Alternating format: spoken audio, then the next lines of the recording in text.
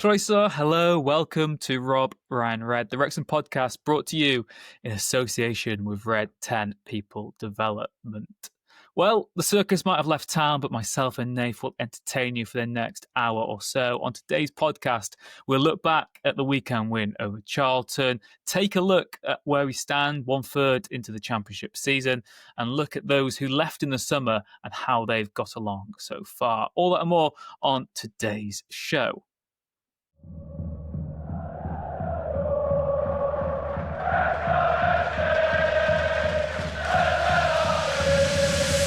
Rob, Ryan, Red.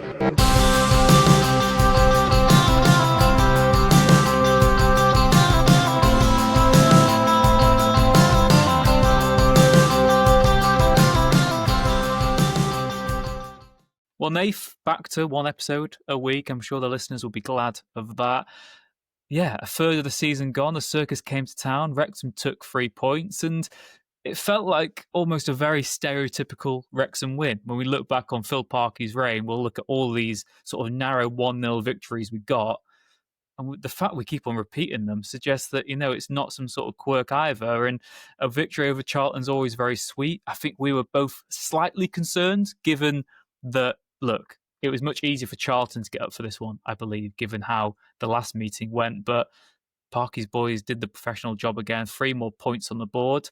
How are you feeling? How are you doing with this rare week off from Wrexham? Yeah, I'm doing well. Dare I say, based on the prelude to this podcast, maybe better than yourself. I'm not going to go too far behind the curtain. I'm doing well.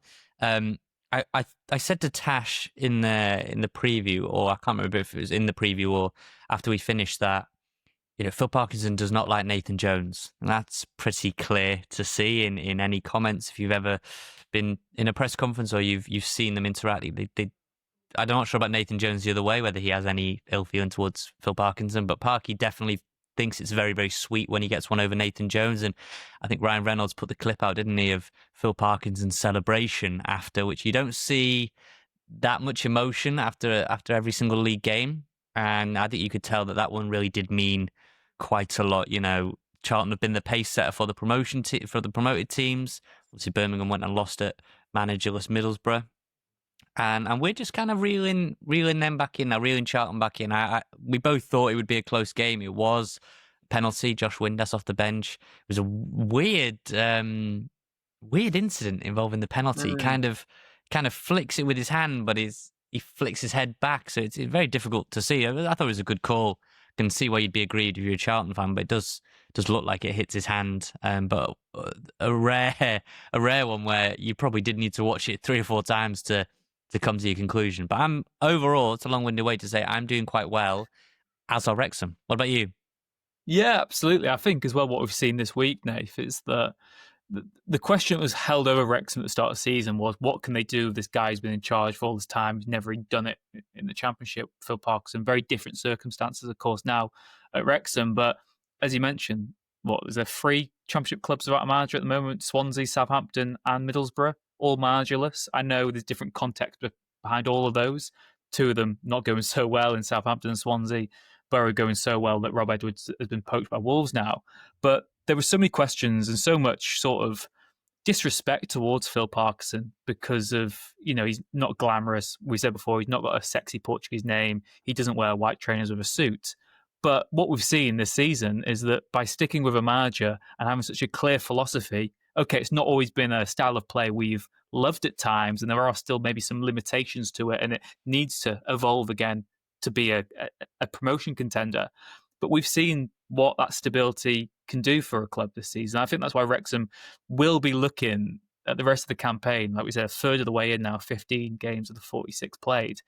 And they'll say, we've got a real good chance here, because lots of other teams have this question mark about them. And Wrexham still do as well. We've got some questions to answer. But you also know exactly what you're going to get from Wrexham. And like I said, I think that Saturday's game was exactly that. There's been so many matches, particularly last season. I think of the Wickham away game, and you just look, maybe one moment's not kind of, you've taken a chance, it's not sustainable.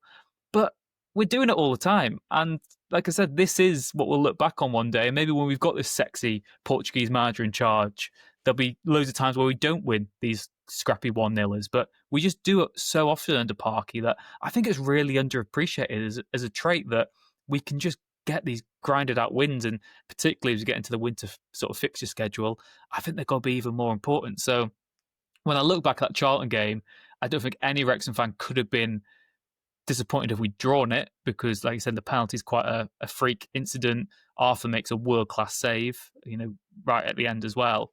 But we won, and we always seem to win. And, it seems almost pointless to say we might not have won because we just do it so often.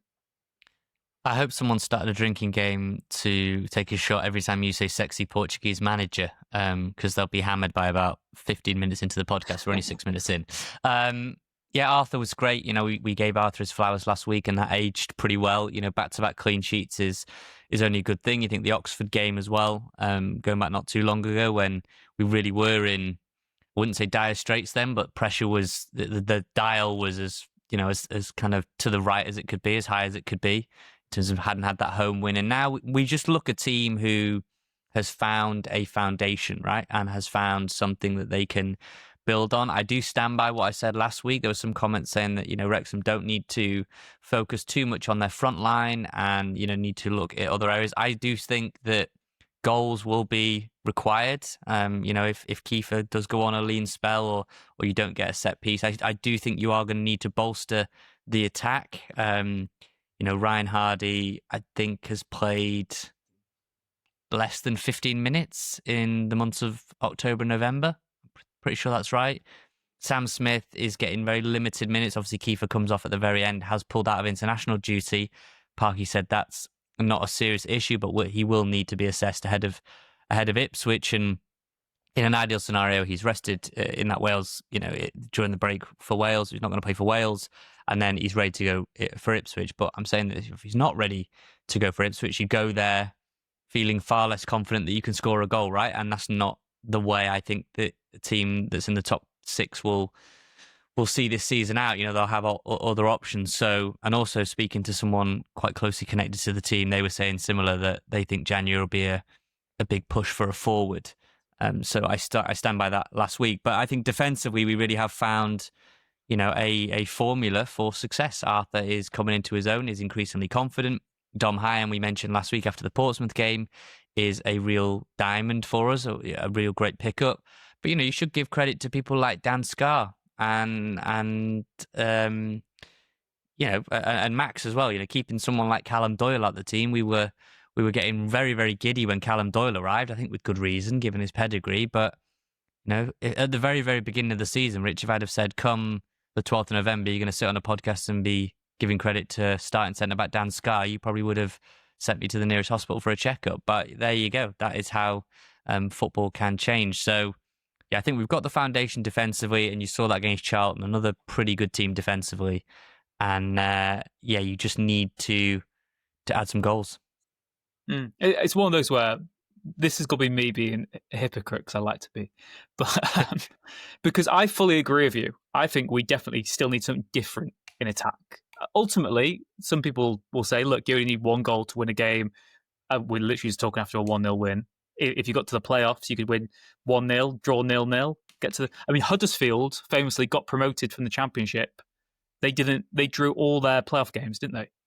Was it 0-0, 0-0? They won on penalties, and then the playoff final was 0-0, and they won that penalties as well. So they got to the playoffs and didn't score a goal and still got promoted to the Premier League. Danny Ward was the hero in the penalty shootout as well in that one. So it's funny how things can happen. So there's always that argument. Look, you don't actually need to score goals. You might end up around there. But I agree with you. I think you just need another string to your bow. And we've mentioned maybe last week and the week before that Kiefer's game time is unsustainable to keep relying on him. But only 3 players have scored more goals than Kiefer Moore in the Championship this season. 2 of them play for Coventry. The other one's Carlton Morris at Derby County. So you've got the joint 4th highest goal scorer in the league, and you've got Windass who's now on 5. So I do understand maybe why some fans will look at those stats and say you don't need to go buy a striker in January, but I still feel that you just need better quality in reserve, because Sam Smith and Hardy aren't top-end Championship backup strikers even in that regard, I don't think. And I also, to come back to the systematic issue, is we just need someone who's more. I know you want a fast striker. I still want someone who's a bit more Kiefer Moore, so you can still carry on playing this style of play when he's not on the pitch. Because, like you said, even if you've got your fast striker, if Kiefer Moore gets injured or gets suspension, your whole style of play has to change. I'm just not sure it functions that way. But it's a fair point. It's a fair point.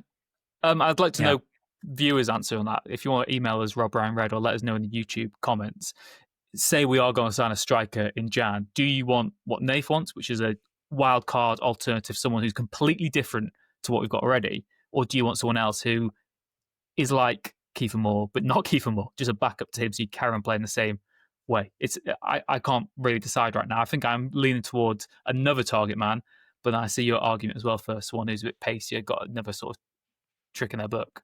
Rich, big fan of that. It's like, I think I'm leaning towards my own answer. That's I think thought I'm about leaning the towards myself, actually. Yeah. I think I'm going to go with, the other guy's wrong. I'm going to stick with what I think is right, actually. So nobody saw that coming, Rich, I'll be honest. But people are going to let us know in the comments. There's definitely pros and cons to both. I just think from all the conversations I've had, that is what I think they will go for. And maybe this might be a hot take, controversial. I don't think the Championship's that good this year. I don't think it's that good. Maybe that's the common consensus, but I don't actually think it's that good a league. I think it's very, very open. I think a team like Sheffield United, who are in the relegation battle right now, who knows? They might only finish as high as 17th if you read some of the online stuff from their fans.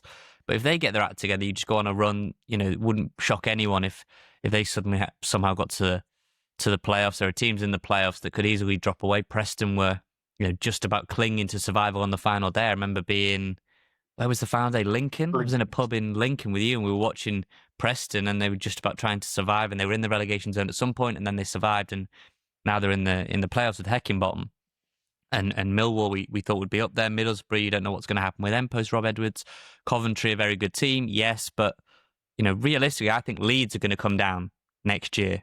I think Burnley will probably come down, and Wolves, if they come down, they are three big clubs that will be financially backed in the Championship, and the Championship becomes infinitely more difficult. I know people will point to Southampton, but they were one of the worst Premier League teams ever. Ipswich, were they really just a Championship team all along? And they've lost, the main striker, the number 10. They did the double, and maybe that was a bit too much. And the other team who came down, I can't even remember who the other team is. Who's the other parachute payment team that came down? Leicester. And under Cifuentes, they've been a weird team. I saw them play against Blackburn. Did they lose 2-0? They did not look good. Against Wrexham, they had one shot on target and scored from. We went over that, the Lewis Brunt sort of mistake jumps, but really the only mistake Wrexham made in the game, and probably could have gone on to win that for another few minutes at the end there when Broadhead came on. So I don't actually think the league is that good. That's not to, if anything, that's to say that I can see that there will be multiple teams that will want to go for it this year. Whether that's us or not, I don't know. But I think there will be teams that feel like this is our chance now, because there is not a clear 2 or 3 teams that you think, they're nailed on to go up. They're almost nailed on to get 90 plus points, because everybody's beating each other. Watford, who I thought were going to be really poor, are doing really well. Preston, like I said already. Southampton, I thought were going to win the league. They're really low down. They've sat Will still. Leicester haven't really got it going yet. Sheffield United have been horrible. Norwich, who a lot of us thought would be good with Liam Manning. Obviously, they've sacked Manning now. They've been woeful as well. And it's a funny old league. Great to watch. Competition is off the charts. Acca buster left and right. But I think come January, there will be quite a few teams you think, this can be our year. Fully agree. I think right now we are in that chasing pack, aren't we? Like we said, a third of the season basically gone, 15 of the 46 Championship games played. Wrexham currently 13th, level on points with West Brom. We're just above them on goal difference. Just below on goal difference, Leicester and Birmingham City. So, we are more than holding our own. We're starting to turn the Kairos into a fortress. And I think if we are in this sort of position, right now we're 4 points off the playoffs. I think if we go into January and we are still maybe 7 points at max away from the playoffs, I think the owners are going to back us handsomely to go and give it a real go. Because like you said, Nath, I really do think that this is... We talk about Wrexham have a 2-year, 3-year plan to get to the Premier League. And I agree with you. I actually think this year right now might be the easiest of the lot to go and get into the playoffs and then see what happens, just because you've got that positive momentum. You've still got a lot of belief. We've not, we've overcome so much adversity anyway that you're thinking, of course we can do it. Why can't we do it? Why can't Wrexham do it? We've just done 3 in a row. Of course we can do one more. Like we've done it. So we've got this group, we've got this management staff, we've got the whole club who believe they can achieve this. And maybe I'm just getting giddy because it's the international break and I'm going delirious at the lack of club football. But the more I look at this championship table, the more I look at how open it is, I think Wrexham are a real outside bet for the playoffs. I really do. Just because you'd even analytically look at the first 13 games, you say, loads of new players have come in and started to gel. We've actually not played that well. We're not doing that great. And yet we are as high as we are. And we're above lots of very good established teams we thought would be higher up as well. We have both said West Brom are probably the best team we've played this season. We're above them in the table. Like, why can't we dream of these playoffs? Right now, I'm feeling very delusional and delirious, but I love it. And it's credit to Parky, it's credit to the players that it feels achievable, doesn't it, right now? Or I want to ask you. That's my take after 15 games. I'm feeling very confident. I'm feeling like Wrexham will, I'm not going to say almost certainly, but I really do think we'll finish top half now this season. That was what I said at the start of the campaign. After 5 or 6 games, I was starting to think, God, we're going to be in a relegation battle. Now I'm starting to really believe there's an opportunity there. What about you? How would you evaluate the first third of the season? Because it's not even a small sample size anymore. We have played a lot of matches. Yeah, we're going to obviously get on in the next segment to a couple of big talking points, like our main takeaways. But generally speaking, I think Wrexham have shown they absolutely can hold their own. Like I say, I bring up the West Brom game a lot. That's the only game I felt like we were really hammered, played off the park. I know the score didn't reflect that, but just on the eye test, I felt like there was night and day between the sides. And then you look and there isn't in the table, right? So that is just one game. I still think I'll stick with what I said in my predictions at the start of the season. I think Wrexham will be around 8th, 9th, 7th, 8th, 9th, maybe just outside the playoffs. And I think that is a really good building block going into the following campaign. Right now, I just don't think there'll be enough reliability down the stretch in terms of goal scoring. There are other teams I just think have that a little bit more firepower. And obviously we can address that in January. I just think as it's presently constructed, it's probably just not going to be quite enough to break into the championship playoffs. What we're saying here is, this team, and it's great to get giddy and it's great to be delusional, and that is the whole point of fandom, I think, really. But let me try. I'm trying to think how I can say this. Do I want to go up this? I would love to go up. Like, going up is the dream, is in a weird way like the end goal for the whole project, right? The whole ownership. Like, it was, can they get a team from Division 5 to the Premier League? But I want to go up and have a chance to stay up, right? Like, I want to, and you don't often get to choose these things, right? Like, if you have the capability to go up, you go up and you figure the rest out later, like Luton did, right? Like Ipswich did. But we're doing so well. We've got so much to catch up on that. Yes, I think we need to be in the top half. I think we need to be there or thereabouts. But I don't think I would be on their backs if they finish 7th or 8th, and miss the playoffs. I'm not saying you would either, but this season's all about, can you just see signs of progress? And progress for me would not be finishing in the bottom half. I know people keep saying about finishing 13th or 14th or whatever. That wouldn't be with the outlay. I think you need to see that top 10 finish and really lay down a marker, and then you go and get those quality additional pieces, the striker, the midfielder, maybe another wing back. And bit by bit, you piece together a team that you go up with and you think you can stay up with. So, yeah, my main takeaway is that Wrexham are fully in every single game, right? They are competing. And finally, after 15 games, we look, defensively at least, we look like our old selves. So would you say Wrexham finished 14th, highest ever finish in the club's, what would be 162-year history at that point? You wouldn't be happy with that? 14th? I wouldn't be upset. I would think I'd just be slightly underwhelmed by that.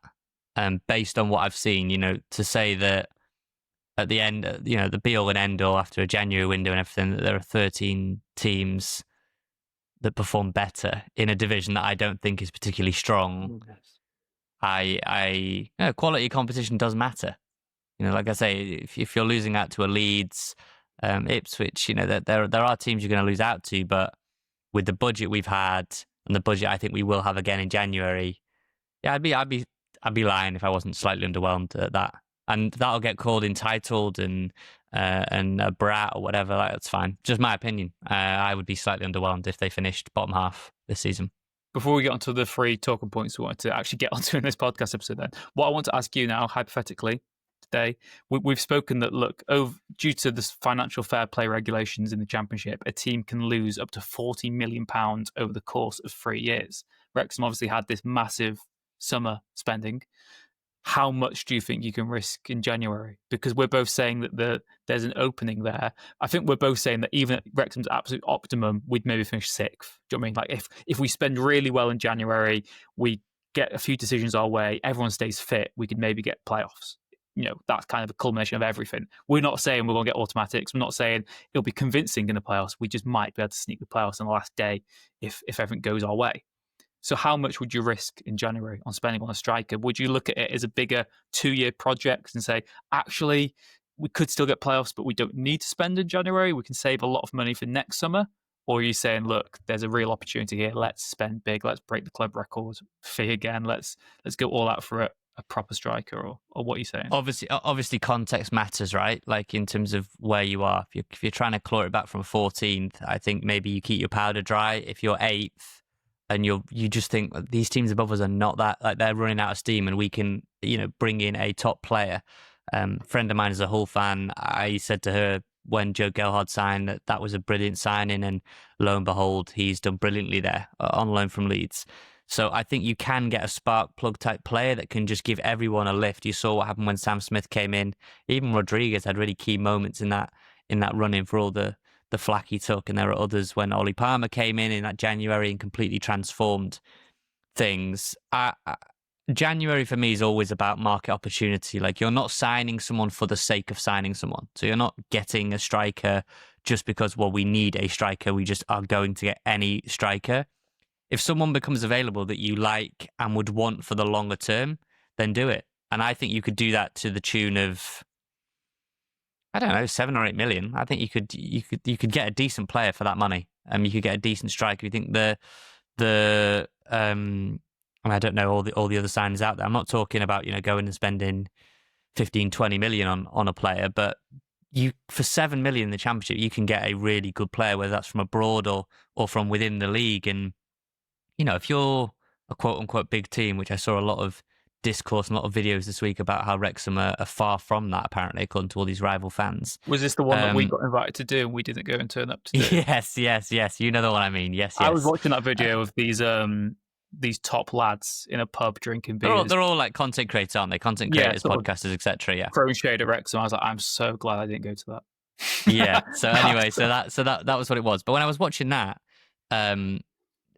I've completely lost my train of thought now thinking about that video that was incredibly annoying. Not being a top team, not being a big so club. You want to act from a position of strength, right? So if there's a player that is doing well but their team is 15th in the league, then you throw a bit of money at it and see if you can get them and test them. And also, if Wrexham are 7th or 8th or 9th, players will want to join. I think players will want to join anyway. But if you are a team that has the bigger budget and has the ability to flex their financial muscle, you have to try and pick off teams lower down the food chain that have got players that you would want, right? Yeah. So I'm really excited. I think we're entering a period now. This is the last international break until March. It will be, foot to the floor now on the Championship. A lot of games. Bristol City's coming up. We've got Ipswich coming up. Who else have we got on the horizon? Blackburn, I think, is coming up as well. They've really turned a corner of late. Exactly. So this is the exciting point. This is the period now where I sound like the guy on Red Zone when he says the witching hour when wins become losses. But this is what it feels like at this point of the season. That this is where you kind of cut the wheat from the chaff, right? Like you'll see going into January, right? The league has taken pretty much a bit of a shape, and it's this winter period usually that separates men from the boys, they say. Brian Blett. Nathan Salt and Rich Fay. Rob Ryan Matt.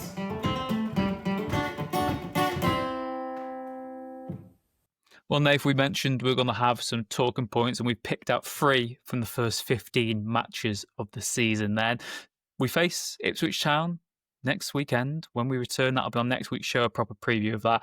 And we got one of their promotion heroes, Nathan Broadhead, in the summer. He's been signed. He's maybe not hit the ground running in a Wrexham shirt, to say the least. He started against Charlton at the weekend, but it was his replacement who scored the winner from the penalty spot. Very curious one, Nathan Broadhead, because he's clearly a very good footballer. I still fundamentally just don't think he fits our system very well. What have you made of his start to life at Wrexham? Do you think we are casting our aspersions too quickly on him? Do you think the verdicts are too harsh?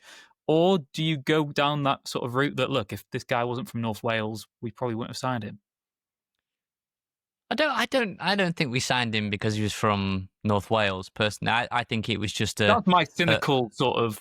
Yeah. Do you know what I mean? If I'm in the stand and I watch Nathan Broadhead and he misses a sitter, I'll be saying we didn't sign him because he's Welsh. Basically, he used to play for us. But obviously, that's not why we signed him. I mean, if that is the way the transfer strategy works, then everyone should be sacked. But yeah, I don't believe that. I don't think that's the case. I think, look, Wrexham were in the market for an attacking midfielder, and there was a lot of interest in Davis Keeler-Dunn, and there was a lot of interest in Nathan Broadhead, and it was one or the other. So I was led to believe that Nathan Broadhead was essentially the primary target, and if that hadn't panned out, Davis Keeler-Dunn was a backup option. You could have got Davis Keeler-Dunn for, say, 5 million, and what was it in the end, 7.5 for Nathan Broadhead. So similar-ish ballpark. Not sure they're the exact same type of player, but again, Keeler-Dunn would have been very, very similar to Windass, right? In terms of if you're only playing one, how does that work? And I totally understand depth. I think a lot of people were confused by Broadhead signing, not because he's not a good player. I think he has shown real flashes of quality, and you can see when he's on the ball, the way he can glide with the ball and run with the ball, I think is top level. And he has scored a lot of goals at this level before. I just think people were confused about where does he fit. We then hypothesized about having 2 players off Kiefer, and then I guess it kind of made sense. You could say, well, yes, it's got to be Broadhead, it's got to be Windass. You've kind of got to make it work, given the money, the outlay. It could well be a classic case of just taking a bit of time for manager to understand player to understand manager. But I think you have to say that for Broadhead, well, let's just say from Broadhead's point of view, I think he'll be really quite disappointed with how it's gone so far. He hasn't been able to establish himself as a starter. How things might have been different had he scored in front of the tech end when he came on off the bench against West Brom. At the start of the second half, had that great chance, and you never know, that might have changed the whole trajectory of his Wrexham career. Obviously, was brilliant away at Leicester, so has had moments. But I think you have to say that it doesn't look a comfortable fit for anybody right now. We've moved away from that 2 off Kiefer model and gone back to the 1 off. Josh Windass has largely been that, and obviously Josh Windass coming on to replace you and score doesn't do much for your own prospects. So I think, yeah, but obviously there'll be a lot of patience, but definitely you'd have to say it's been a disappointing start. Yeah, again, for you, for what you mentioned there is Nathan Broadhead is a great winger, but we don't play wingers. So he just becomes a good attacking midfielder, but we've got better attacking midfielders. And again, for the outlay, for the price we paid, I think you are very well within your right to expect more from that type of player. That should be the player who makes the difference, who is Wrexham's talisman, the focal point of us for a promotion push. And we're finding it hard to even argue he should be in the starting lineup. And again, as good as he's been, he's had an excellent game, like I said, against Leicester. He was really good in that Reading Carabao Cup match. But Cardiff, he was really poor. At the weekend, he didn't do much again. He was replaced. And yeah, I'm hoping, as we said previously, that it's like Ollie Rathbone. He just needs time to settle. By the end of the season, he's scoring the promotion-winning goal, and we're saying he's the best signing in Wrexham's history. He gets Player of the Year, etc. But just for me, it just doesn't seem to be the right fit at all. And I just don't actually know what the solution is, because, as you said, now we've switched to the one-off Kiefer. I just don't see why you'd want him to start over Windass. Question for you, though. in terms of, I always find this really interesting in terms of player recruitment. And I see it a lot in American sports as well. It's called BPA, best player available. And there's always this argument of like, do you, choose the American version, do you draft a player that is just the best possible player out there? Like on the board, you just get the best player available, or do you get someone specific to what you need and your needs and your system? So using that theory in our sort of recruitment is like, should we have used that money, pooled that money into a player that is very specific for Parky's system, or do you go out and get in this window, January, whatever, do you just go and get the best player available that you can bring to Wrexham? Because on a technical level, Nathan Broadhead has played in the Premier League, was Ipswich's top scorer going into in their championship promotion season. So on a technical level, they went and got Lewis O'Brien, even though he's probably not a sort of deep-lying midfielder to sit alongside Ben Sheaf, but we found a way to make it work with him. Nathan Broadhead, obviously, again from the Premier League. So it's that theory of like, and that debate of, do you go and get BPA, do you go and get best player available, or do you sign, draft, whatever you want to call it, specific for a system, do you think? I think if you're backing the manager and backing his system, you've got to sign for the system rather than for the club. And I think it's a trap lots of football clubs fall into, where they buy an excellent individual player, but they've not actually thought about how he logistically fits into their side at all. And again, Nathan Broadhead did not have any say in this transfer fee, and this isn't just this. I don't want this to become just a Nathan Broadhead hate watch or anything like that. But what I'm saying is, the fee. What are we saying? Are we saying £7.5 million for Broadhead? Then is that what we're going? 7.5 at the basic level, yeah, at the very basic level. Nathan Broadhead was spent on. I just think if you spend £7.5 million, you can get better bang for your buck, either signing an outstanding wing back, which we clearly need cover for, which will bring us on to our next talking points, or like we said, another striker, an actual striker who is an improvement, maybe even on Kiefer Moore, but is an improvement on Sam Smith and Ryan Hardy.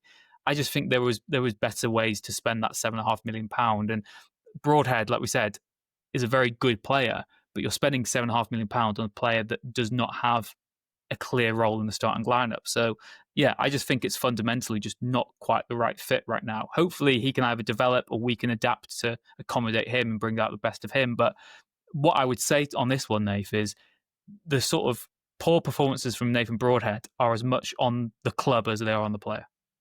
100%. I think I don't think he's been set up to succeed, which might sound a bit of a cop out, because like there are games where he hasn't played well. But I do also think that, he's been signed into a system that doesn't cater to his potential or his skill set. That's fine, I guess. That's part of the job. Ryan Barnett arrived as a winger, became a wing back, and had to learn on the job to evolve. And that's happened especially to a lot of the wing backs. Ryan Longman doesn't play or didn't arrive here as a left wing back, did he? And then has obviously gone on to put in some really key performances, like the one at Norwich, for example. So we can't put it all on the club, but we can't also put it all on Nathan Broadhead. It's very early days. He's moved up from Ipswich, moved back home, which I'm sure is a very good thing, and you think would be a really positive thing. But as Jordan Davis has said in the past, when you're a local lad and it's not going well, the pressure's infinitely higher, right? There's no real escape, because other players can go to Cheshire or can go further afield and kind of get away from it. But if you live local and it's not going well, you're in the eye of the storm. So I think it will come good. It'll have to come good for Nathan Broadhead. They have to find a way to make it work. But right now, with the system as is, it's difficult to see how.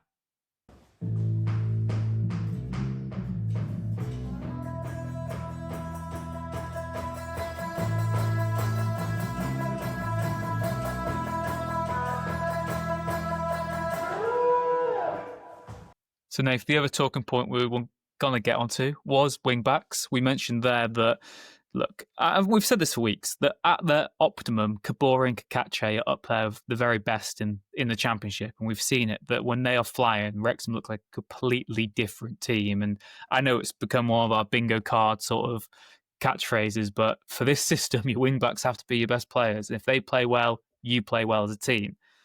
Cacace's withdrawn from New Zealand duty again. It's just very disappointing, really, isn't it? Because we've seen how good he can be and what a difference he makes at left wing back, but already we can't rely on him. Yeah, it's no one's questioning his talent, are they? I think in games at Millwall when he came back, Southampton, a lot of people were quite impressed on that opening day. And Millwall when he came in, I thought it was really good. There are other games where I thought, particularly when I got to watch him up close first half against Oxford, I thought he made a huge difference, in that game. Obviously difficult when we go down to 10 men in the second. But first half, he was immense and offers you so much more than a Longman or a McLean. Just in terms of that is more of a default position for him. He's more used to playing there. But the difficulty with him is it's not a big injury. It's like a series of what was the name of that book series? Lemony Snicket, a series of unfortunate events. That's what it feels like for a great book series, by the way. But that is what it feels like for Cacace. It's like a series of unfortunate events, like a little niggle here, maybe a strain here, and then they're never like super long-term things. Now, obviously, I wouldn't wish a long-term injury on any of our players. That would be disastrous. And when we get onto kind of some of the players who left, and some of them have suffered quite serious injuries. So, I wouldn't wish a serious injury on him, but like I say, wing-back depth is far from our strong point. That is something that will need to be fleshed out over the seasons, and we banked on Cacace being the guy, and so far it's been so stop-start, and I think it's probably no coincidence that our right side is significantly stronger. I don't have the numbers. I'm sure someone could put them in the comment section of how many times Kabore and Max have played together, how many minutes they've had together on the pitch, versus show me any combination on the left side, whether it's Longman and Doyle, whether it's Hyam and Cacace. Right now we're saying it's Hyam and Cacace. Yeah, how much have they been able to play together? They obviously had the Portsmouth game, but you need that game after game after game after game. And the Championship is a meat grinder of a division, like a lot of the EFL is, and your body needs to be durable. And from what we can see, Cacace's is a touch more brittle than some of the others. Yeah, it's going to be interesting to see. And again, if you look into January, Nath, is that a position that you're in the market for, or do you think we've got enough as it is? You'd say Kabore, obviously the first choice on the right. You've then got Barney or Longman on the left as cover, but even ahead of the season, we're saying that now that Barney and Longman have done well enough for where we expect them to be, but they're not natural wing backs, and at Championship level, you maybe need a bit more. Do you think that we just say, look, Cacace's been very unfortunate, we give him more time? Again, this builds into that 2-year cycle where you're saying we don't have to get promoted this season anyway, so just take your time to find your feet in the Championship. Don't stress about it. You're still the main guy at the left wing back. Or do you think that, if we are saying that there might be an opportunity for a promotion push, do you actually think we might need to sign another wing back in January as well? I mean, we've shown previously that sentiment doesn't really come into it. If you aren't delivering week in, week out, and you're not there, availability is the best ability often. Parkinson will move on without you. I'm not saying that's the case with Cacace, but if they can go and get a very, very good wing back in January, I think they will. I think that will probably depend on what happens with James McLean. He went on a podcast recently and said that he wasn't enjoying it as much at the minute, being out of the team. And should say he did come on, and it was his cross that led to the penalty that Josh Windass slotted away. So he is able to contribute still, but he might want a bigger role, and that might require him leaving elsewhere, and that would open up a spot in the 25-man squad, right? That's the thing as well. It's all about, someone has to come out for someone to come in. So, we don't want to end up in a situation where we've got loads of highly paid players just dwindling for, 3 or 4 months at Colliers, right? And just training and no prospect of being involved, no Carabao or anything. So I think any wheeling and dealing will be as dependent on players going as it will somebody coming in. So I don't think they will sign a wing back if McLean is happy to stay, Longman will stay, Barney, etc. I don't think they will overhaul that position. I don't know. Do you agree with that? I just can't see if there's no movement in the 25. I don't see how they get all these things that they will probably want and get enough people out to make it happen. unless you sign your wing back to push some people out and say, look, you're even further down the pecking order now. It can work both ways in that regard. And we saw as well the way that this season started. There were so many players who were still we had 5 players who weren't registered. I know there's circumstance behind them with injuries, but we'd already signed their replacements and they were still at the club. So, yeah, I think, again, it all comes around to this bigger picture of where are Wrexham at in January. If it feels like there's promotion push on, I'd expect us to strengthen at wing back and in attack, because you've just got to give it a real go, and you can't have these not glaring weaknesses, but what I would say are just positions that can be strengthened, and everyone can kind of agree that you could do a bit better in them. So, yeah, I wouldn't be surprised if we saw Wrexham sign both a striker and a wing back in January, as long as we are in with a shout of the playoffs then. Right, lastly, Rich, the main talking point I had, and this is probably the biggest one of all, outside of Broadhead and Cacace, is midfield. Who do you think is the best partner for Ben Sheaf? I think we can all unanimously agree that Ben Sheaf, when fit, will be in that midfield, in the base of that midfield, every single game. He played well again. He's playing well recently. His form's pretty good. But Dobson's been a revelation this season. I think you could easily make a case that he's been one of the most impressive, if not the most impressive player for Wrexham. Matty James, I was one that was kind of writing him off a little bit going into the season. I think he's shown immense value in a number of games. O'Brien, obviously, we've seen play there on occasion a little bit deeper.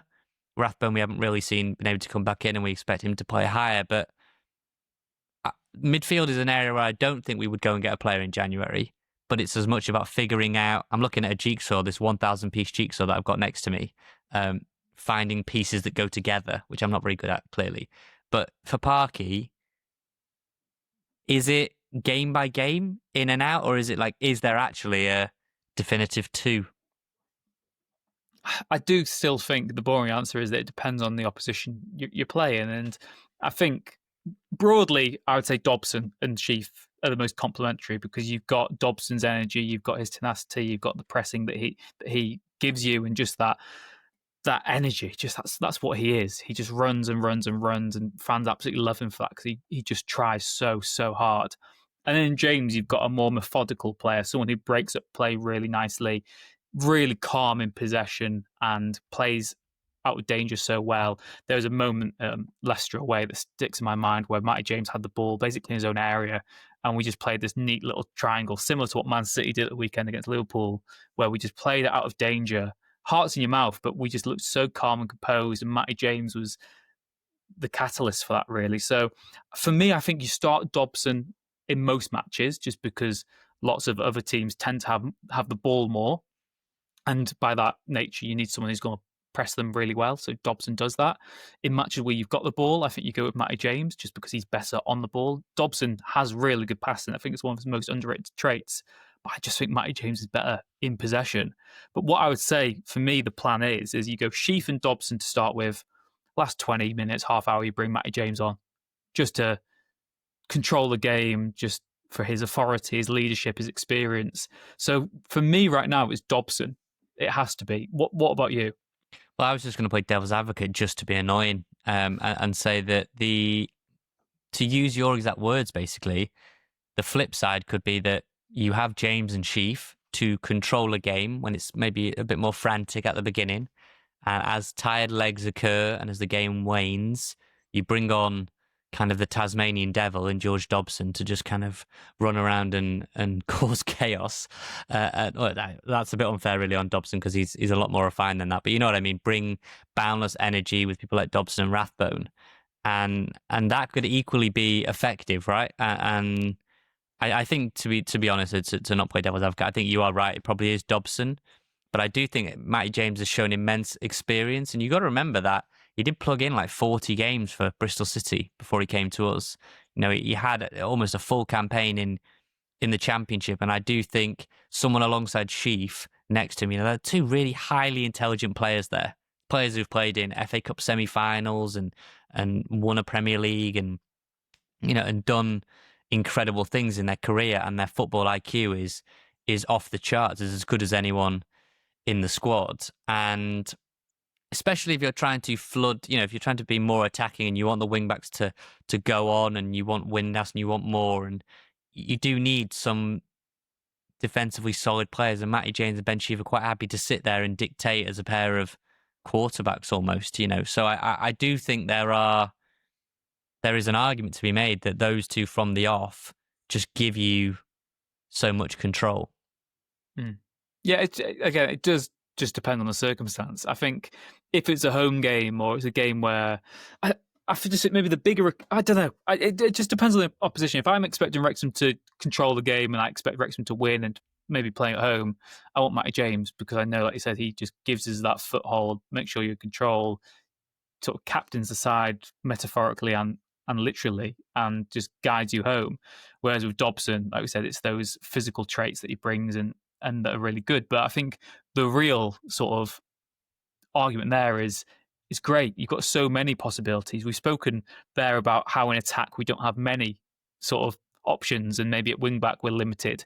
But in midfield we're blessed, and we seem to have a combination for any opposition, any period of a match. So it's our biggest strength right now, and that's really is a blessing. But it's also a welcome selection headache for Parky, and one that he's going to have to solve. And I just think that it's one of those again. Managers hate saying they've got a strongest lineup. I know as sort of journalists and fans and what we are as podcasters, we love to always say, what's the strongest lineup? We've done countless titles on YouTube and podcasts and spent so many hours debating it. But a manager will always say it's your squad. We don't have a strongest lineup. We've got a squad. And I think that's very true, mostly in midfield. I think in goal right now, there's only one choice.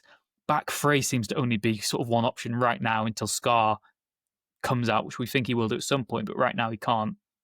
Wing backs, if they're fully fit, you know exactly who's playing. Striker, if fit, more plays.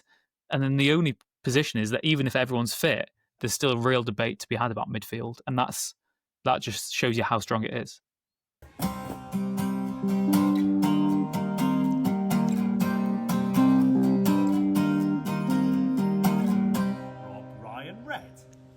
Okay, got a bit of breaking news while we are recording the podcast that from the Telegraph, or as per John Percy at the Telegraph, very good for the Midlands. He has reported that Wolves have made a move to hire Wrexham defender Conor Coady as a coach. That move has been explored by Wolves, but sources claim it is highly unlikely. Rob Edwards has obviously gone in at Wolves, and Coady played for Wolves when Edwards was a coach there. Snap reaction, Rich? I mean, that would be a wild turn of events in January if Wolves somehow managed to get Conor Coady back through the door. Yeah, and again, this is just speculation at this point in time. Like I said, the facts come from Percy. The Telegraph would suggest to you that it is got some legs to it and something that they're definitely looking into. What I would say is some Wrexham fans would maybe say that's the perfect get-out clause for Conor Coady. He's here for a few months. Clearly not quite up to it as a player for us right now. It's difficult to even see where and when his next game time will come, really, because he seems to be sort of the last resort in defence, obviously on very big wages as well, reportedly. But it'd also be a real admission of failure from Wrexham, wouldn't it, if that was to happen? You've just signed Conor Coady, who was hailed as this, one of the missing pieces of the jigsaw, a player who, we made a real song and dance about. I remember watching that behind the scenes the day he signed. I've been so excited for him. And then by sort of halfway through his first campaign, he's gone. That would be, I'm not saying it might be a blessing in disguise, but it wouldn't be a good look for Wrexham, I don't think, in terms of the recruitment team that we've just been questioning for the last 45 minutes or so anyway. That's just a story that's come out from John Percy. Very, very good reporter in the Midlands, one of the best. So I thought it was worth throwing out there. We did get a suggestion from Jeff, friend of the pod, who said, what happened to those who left the club in the summer? We speak so much about those that have come in, Rich. But I thought we could maybe look at a few that had gone, seen how they've got on. And yeah, obviously a lot went out the door, a lot that people will know that were listening. Where should we start?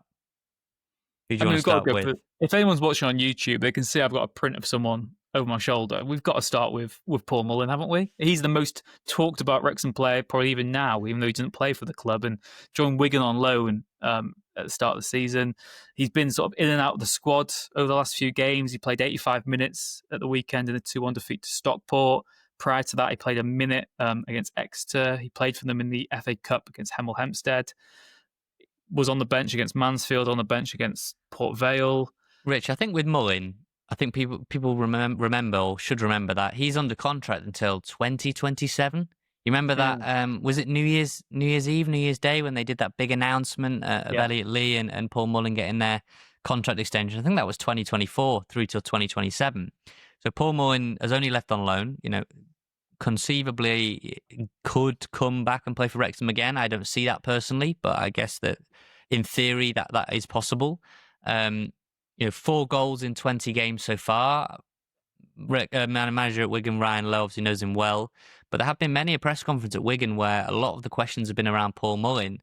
And the response from Ryan Lowe has kind of been, this isn't the Paul Mullin show. This is just Wigan Athletic Football Club. And, he will have to fight for his minutes. He definitely started very slowly there. Missed a couple of one-on-ones. I remember fans were getting very sort of agitated and weren't happy with him. But he definitely has scored some big goals and is coming more into his own. I think it was just always going to be tricky for Mullin coming out of being the most well-known player outside of the Premier League, and kind of the one with the most hype and everything that came with Wrexham, to going to Wigan, being out of the spotlight, being out of the team, and finding yourself almost back to square one. That's not an easy place to be.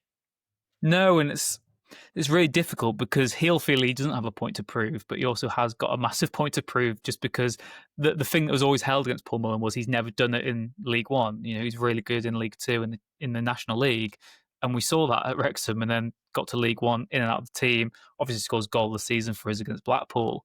Still a good contribution to another promotion, but quite clear his time at Wrexham has been up, and we've all kind of learnt to accept that. And we've said at the time that we would love to see Paul Mullin as Wrexham star striker in the Championship. We would love that, but it's just not worked out. And until he's ever going to get that chance, he needs to be the best player in League One, and he's not in Wigan's strongest starting lineup right now. So that is maybe the harsh reality with him. Like I said, it'll be interesting to see what we do next summer, whether that is another loan, whether we give him a chance, reintegrate him. I can't see that happening whatsoever. And whether you just try sell him on or even give him mutual termination. It's really interesting one, but right now he's just got to prove himself at Wigan, and then he needs to force that conversation again. Yeah, I mean, look, the onus is on, if you go out on loan, the onus is on you to, force the conversation. That's the best way that you could put it. Speaking of another striker, though, Ollie Palmer has been a revelation at Swindon. I don't think there's any great surprise there. Swindon are flying high under Ian Holloway. He is perfect for a League Two promotion bid. Ollie Palmer, 7 goals in 13 games, scored against Tranmere. So Wrexham fans, he will have endeared himself even more so scoring against Tranmere. He's just been everything that they need at that level. They are a functioning team that he is perfect for, basically. And everything that you hear from him, he's enjoying it down there. He's still got the Wrexham link with his clothing brand and everything, but he just wanted to go out and play. You saw in the documentary, he was kicking his heels at the back end of last season.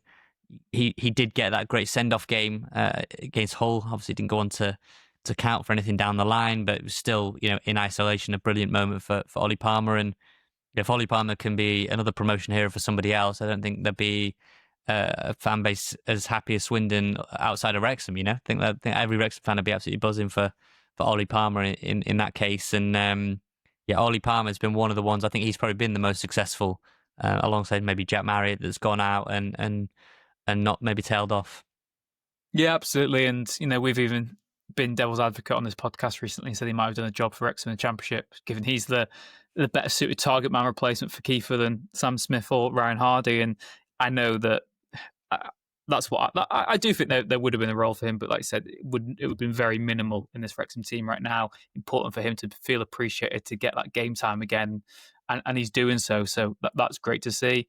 And again, Nath, we speak so much about how much Wrexham need a striker, Jack Marriott at Reading, and showing what a class act he is, and maybe how harshly done by he's been in the Wrexham shirt as well. I think maybe we just got promoted a bit too soon for him, really. Yeah, look, I think he's a top end League One caliber striker. I think two things can be true. Wrexham had moved on from where Jack Marriott was able to take them, but he was probably also unfortunate in that Wrexham rose so quickly that he didn't get his full chance, injury, but he did score one of the great goals of the takeover era against Wickham on the opening day. That is just a stunning goal. 6 goal involvements in League One. I think it's 5 goals, 1 assist. I think he's played 9 games, all competitions so far. 6 goals, 9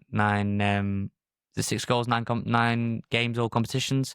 So he's been great for them. Undisclosed fee I think we got for him, that'll be minimal, maybe a couple of 100,000 if that. And like I say, it is just good to see players going out and doing well. Sam Dolby was getting a lot of flack from Bolton fans. Obviously signed a 4-year deal there. I watched the game when they played Burton Albion and he really struggled, but then went away to Huddersfield in that dramatic game where they scored twice in stoppage time, and it's a Sam Dolby header to get them back in the game. And then Coady Dewberry, who's been probably the best player in League One this season, he ends up getting the winner. So suddenly the narrative around Dolby has shifted there. But yeah, Marriott, Palmer, they've been great. I think Dolby at Bolton definitely struggled. Obviously, that 4-year contract puts a bit of a target on your back, and people have seen what you've done at Dundee United. But yeah, from Marriott's point of view, again, he went into Reading with a fair amount of scepticism around him. Look at his goal record, hasn't he? His goal record's not done this and that, but he's just been a natural fit, and the goals he's scoring as well, real poacher finishes. And he looks right at home there. Interesting as well, Nate. One of the other players who left us this summer still doesn't have a club, and that is Owen O'Connell. Speaking to Charlton fan at the weekend after the match, and they said, "Oh, what happened to O'Connell? I thought he was still with you guys. I'd seen him at the start of the season, played in the Carabao Cup games, etc." One of the players who didn't get registered after the new season, and yet Owen O'Connell still without a club. What level do you think? Personally, still do a job at League One? I mean, he was very good for his last season, wasn't he? And the season before. I think there's League One teams that could do with Owen O'Connell. I think maybe the timing around him was just very, very unfortunate. Kind of clubs had already laid out their squads and laid out their situation. So January is probably the best point to move. I'm sure he's been training hard and keeping himself in shape. Absolutely could do a job, definitely at the top end of League Two.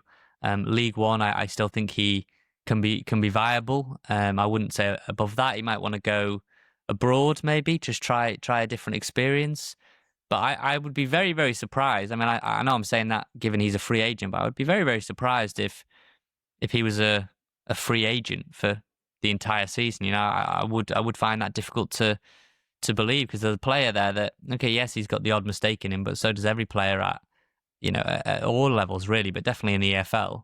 But more often than not, he's very, very steady. And as a ball-playing defender, you won't find much better than him in League Two and probably in League One as well. Other players who left, Nath, Jordan Davis at Fleetwood Town, doing really well there. Seems to, again, maybe be the level that he's at in League Two. But we knew this, that we saw in that National League, the first National League season when we didn't go up. He was exceptional. You look at his stats from that season; they are obscene. What he achieved, and he lived the dream that he always wanted to, of getting Wrexham out of the National League. He's done that. You can never take that away from him. Game time obviously dwindles as he went up the divisions, but so good. I think seeing him now at Fleetwood, being one of their main players, just looks like he's got that swagger back really, and just playing a lot. It's the perverse thing, because you want to keep all these players at Wrexham, but they won't be happy because they want to be playing. And really good to see Jordan Davis doing well for Fleetwood. Yeah, obviously left on a free and one of your own, etc., etc. And you think of when he scored in that. I think you brought it up last week or the week before, that win over Salford. That people forget about, and it was his goal there. Always stings a bit more when one of your own goes. We're seeing that with the day job now and all this discourse around Kobbie Mainoo and one of your own players. It does sting more. So.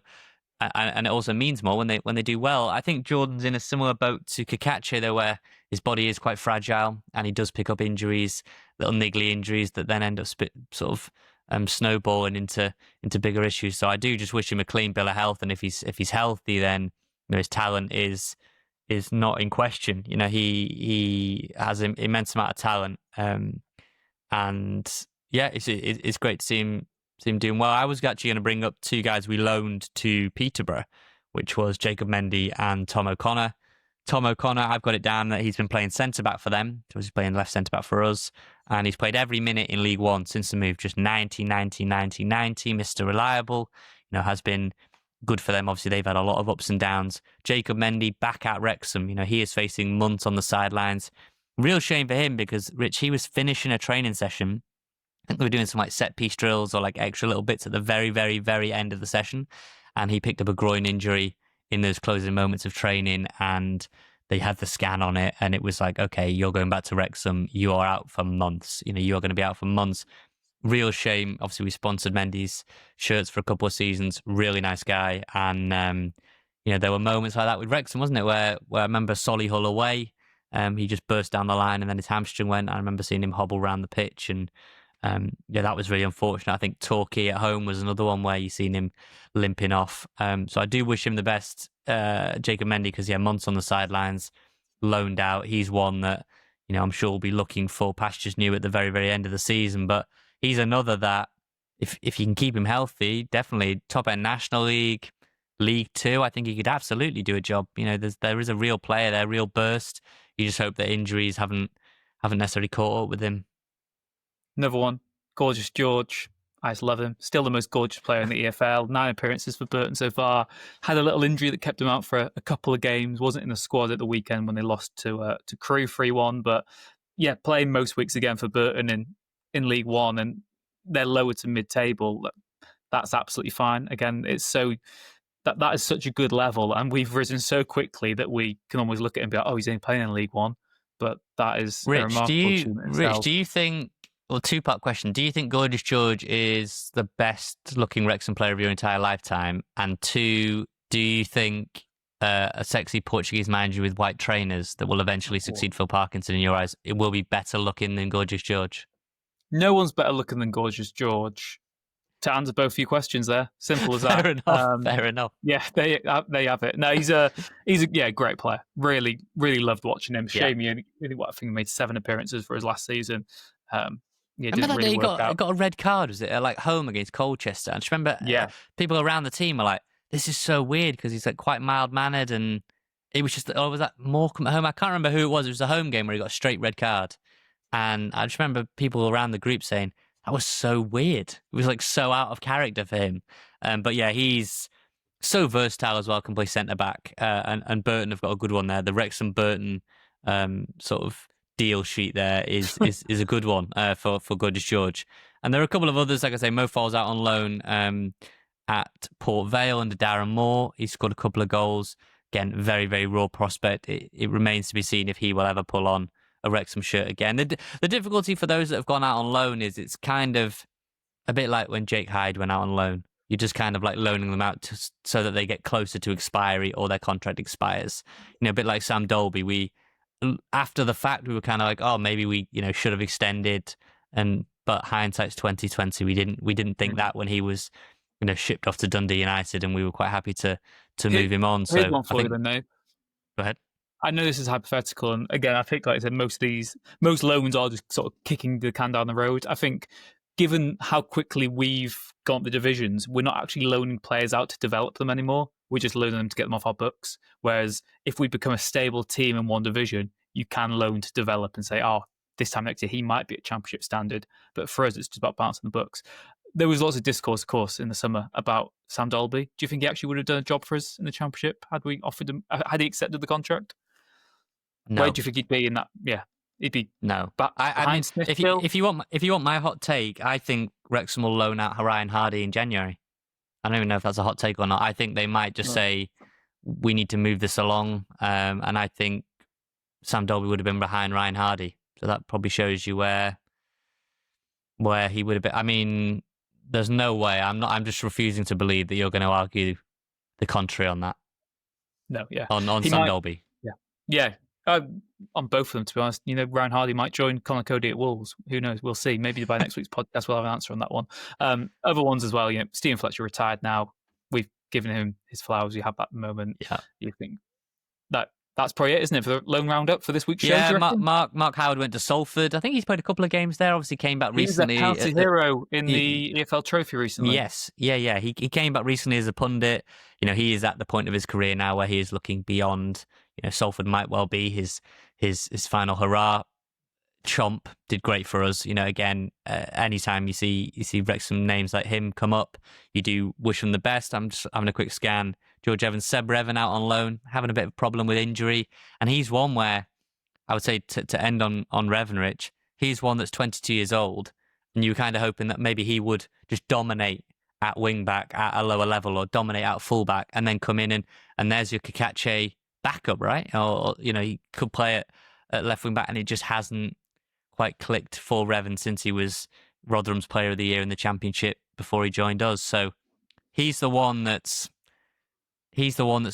frustrating more than most, because you feel like that fundamentally there is a player there, incredibly athletic, quick, plays the position that you need, should offer you more attacking intent than say McLean, maybe Longman, or more defensive solidity than some of those, but he's struggling to piece it together at a lower division, and we've seen the gulf between League One and Championship. So there's been some misses, but there's been quite a lot of hits in there as well, those that have gone on, and particularly, like I say, Ollie Palmer's probably been the best of the bunch, him and Jack Marriott. So all of those, that is, where are they now for those that were asking? And also, like you said, I think to end it on, none of them are sort of transfer mistakes by Wrexham whatsoever. They've all gone for the right reasons. It's good to see lots of them prospering, and some of them just not quite worked out right now. But, as we mentioned earlier in the podcast, it's about being the right player in the right squad at the right time under the right manager. And for all that to come together is easier said than done. Thank you very much, though, to all of you who've stuck with us this far. As always, we will be back next week. We'll be previewing the trip to Portman Road. Will it be Broadhead and Kiefer Moore ready to haunt their former employees as Wrexham look to make that playoff push a reality? Thank you very much, wherever you are in the world. Myself and Nave will also be grading the Wrexham players' season so far. So if you're watching on YouTube right now, or you want to email us at robryanred@gmail.com, let us know who have been your stand-up players of the campaign so far, who disappointed you a little bit, if that is something you want to get to as well. Myself and Nave will give we'll probably do some research. We'll actually think about those ratings. Grades, report cards. Yeah, Wrexham report card from the season so far. Evening. Thank you very much to all of you once again. Thank you to Wrexham-based band Hypnotic for the music, the stings we use in the show, and to Red 10 People Development for their continued support. Without them, we just simply wouldn't have a podcast. So if you want us to fail, you have to wish them to fail as well. Thank you very much. Wherever you are in the world, take care, and we will see you again next time. Peace. The Wrexham AFC podcast with Nathan Salt and Rich Fay.